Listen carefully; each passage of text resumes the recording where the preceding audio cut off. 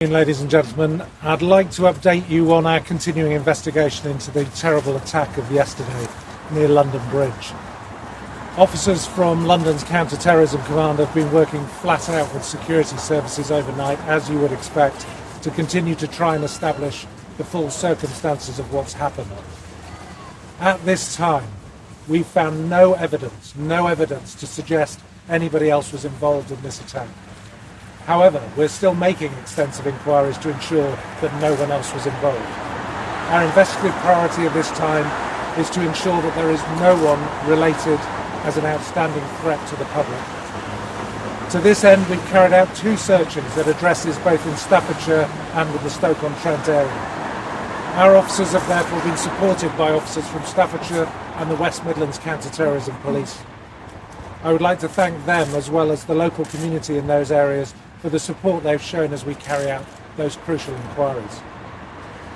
The investigation team is also speaking to many of those who were present at Fishmongers Hall, but I would appeal to anyone who was there on Friday, anyone who hasn't been spoken to contact police on 0800 789 321 immediately.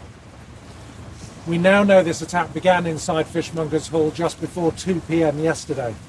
The attacker, whose identity we confirmed last night, stabbed a number of people inside the building, and as a result 5 people have suffered injuries.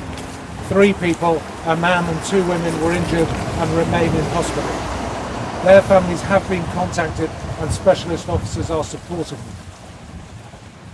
Tragically, 2 people, a man and a woman, were killed during the attack. And of course, I'm fully aware that the media and social media have named one of those victims. You must understand that I have to wait for formal identification from the coroner, but I will provide you an update as soon as I can. On behalf of the entire policing family, can I offer my heartfelt thoughts and condolences to those families of the victims, both the deceased and those still in hospital, and everyone who has been affected by this incident. We're still piecing together the exact details of what happened. It's already clear that this cowardly act was immediately countered by some incredible acts of bravery, both by members of the public and from police officers.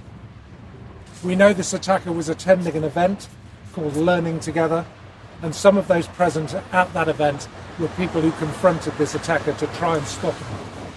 The attacker then left the building. He ended up on London Bridge. He was pursued and detained by members of the public, as well as a British Transport Police officer who was in plain clothes, before armed officers from both the City and Metropolitan Police arrived, confronted the attacker and shot him. The actions of the police and the public are all the more remarkable as we now know the attacker was wearing what looked like a very convincing explosive device. Thankfully, we now know that was a hoax device. Detectives and forensic officers remain in the London Bridge area, and cordons continue to be in place as we meticulously gather the evidence required for the investigation, and this obviously may take some time. We are working as fast as we can. We would ask the public to continue to avoid the area, and we really thank those affected by this for their patience and understanding. On that point, can I also thank the public for their tremendous support and cooperation in response to this incident. The public have shared nearly 500 images and videos with the investigation team so far. I'm incredibly grateful. But again, if you have any images, any video, and you haven't spoken to the police, please do so as soon as possible. It's vital that the empty ideology of terror is rejected by all of us, and that communities come together side by side to ensure that those seeking to divide us will never succeed. As a precaution, we have enhanced police patrols across London of both armed and unarmed officers, and the public can expect to see an increased police presence throughout the weekend as colleagues from the Met, City of London and British Transport Police carry out those patrols. Our advice to the public is to continue with your plans as usual. Please be vigilant, but be alert, not alarmed. If you do see anything suspicious, then please act. Report it to police. Speak to an officer or call 0800 789 321. You can report it through the ACT website at gov.uk/ACT. Countering terrorism is never something that can be done by any single agency on its own. It needs the cooperation and support from every corner of society. The help and support we get from the public is incredible, and indeed the support from the media has been astonishing in the last 24 hours. It is a vital part of countering terrorism, and I'm incredibly grateful for your support. Now, I'm happy to take a couple of questions. You'll understand the investigation is ongoing, so please make them short. So, Duncan Kennedy, BBC. Do you know how long the attack went on for in the hall? And was he wearing this fake device in the hall during his meeting? So we know, and we've already said, I think, that the attack took a number of minutes before it was effectively concluded. So from start to finish of this incident, we're talking about very few minutes. And yes, we believe he was wearing the vest at the time. Assistant Commissioner, what sort of licence conditions were under Cannes for this to have taken place?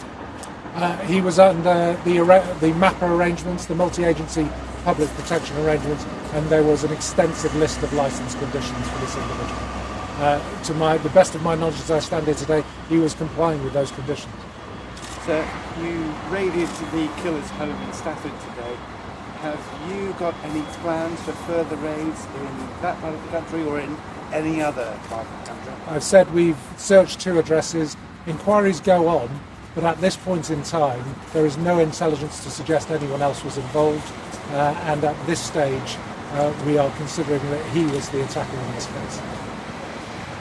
Last question. Thank you. I really appreciate your time. And again, I really appreciate that we are the responsible way that this has been reported in terms of the heroism of members of the public and the police officers who went forward. Thank you very much for your time.